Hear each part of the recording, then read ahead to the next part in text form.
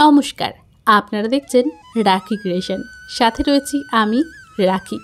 রাখি ক্রিয়েশনের আরও একটি নতুন রেসিপি ভিডিওতে আপনাদের স্বাগত।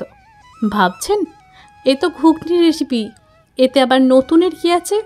আছে বস, গল্পে টুইস্ট।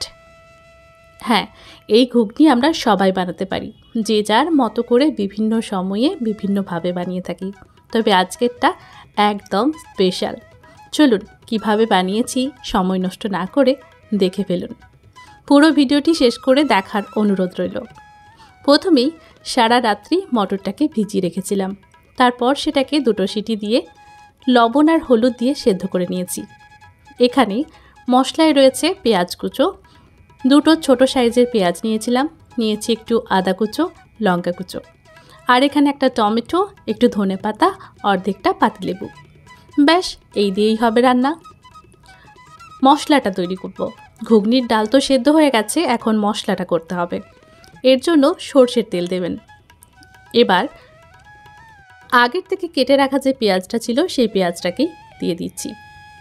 আমি এখানে 2 মিডিয়াম সাইজের পেঁয়াজ ব্যবহার করেছি, আর এখানে 5 জনের মতো ঘুগনি কিন্তু ইনাফ। তাই আপনি আপনার প্রয়োজন অনুযায়ী ব্যবহার করে নেবেন ডাল এবং মশলা। এখানে চিনি এবং লবণ দুটোই ব্যবহার করছি পেঁয়াজের মধ্যে।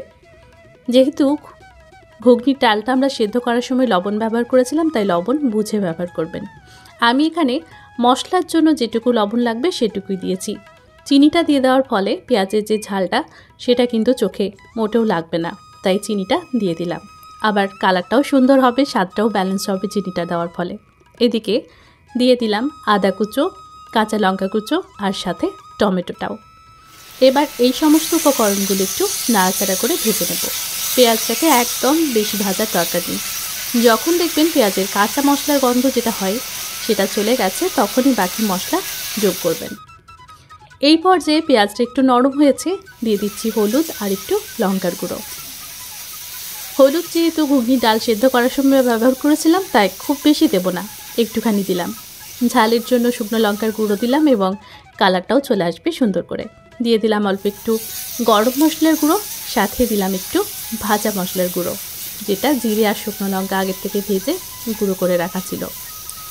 মশলা দিয়ে ভালোভাবে একটু নাড়াচাড়া করে নিলাম। দেখা যাচ্ছে কড়াইয়ের মধ্যে ধরে যাচ্ছে, তাই দিয়ে দিচ্ছি একটু জল, যাতে মশলাটা পুড়ে না যায়। যেহেতু গুঁড়ো মশলা ব্যবহার করেছি, সবই গোটা গোটা রয়েছে, তাই জল ছাড়ার কোনো আশা নেই, তাই আমি একটু জল দিয়েই দিলাম। এবার সুন্দর করে কড়াই থেকে ছাড়িয়ে নিয়ে একটু ফুটিয়ে নেব। এবার নাড়াচাড়া করতে করতে একটুখানি কষিয়ে নেব। খুব বেশিক্ষণ কষানোর দরকার নেই, যেহেতু এখানে বাটা মশলা বা গুঁড়ো মশলা খুব বেশি ব্যবহার হয়নি, তাই আলাদা করে কষিয়ে নেওয়ার দরকার নেই। যখন দেখবেন পেঁয়াজ আর টমেটো বেশ ভালোভাবে দুটো একে অপরের সাথে বন্ধুত্ব করে নিয়েছে, তখন দিয়ে দেবেন সিদ্ধ করে রাখা মটরটা। এবার এই মটরটা কিন্তু সবার সাথে বন্ধুত্ব করে নেবে, একদম সবার সাথে। দেখুন কি সুন্দর মিলে মিশে যাচ্ছে একে অন্যের সাথে, যেন মনে হচ্ছে একে অন্যের সাথে আলিঙ্গন করছে। হ্যাঁ, সবাইকে ভালোভাবে মিশিয়ে দিলাম। এবার অপেক্ষা করব একটু ফুটতে থাকার জন্য। এবার 2 থেকে 3 মিনিটের মধ্যেই দেখা যাবে ফুটে উঠেছে। ফুটে ওঠার আরও 2-3 মিনিট আমি এটাকে সুন্দর করে ফুটিয়ে নেব। ব্যাস, এক্সট্রা করে জল আমি কিন্তু ব্যবহার করিনি। যেটুকু জল ছিল ডাল সেদ্ধর সাথে সেটুকুই দেওয়া হয়েছে। এবার একটু ফুটিয়ে আর একটু ঝোলটাকে কমিয়ে নিচ্ছি, আর সুন্দর করে 2-3 মিনিট ফুটিয়ে নেব।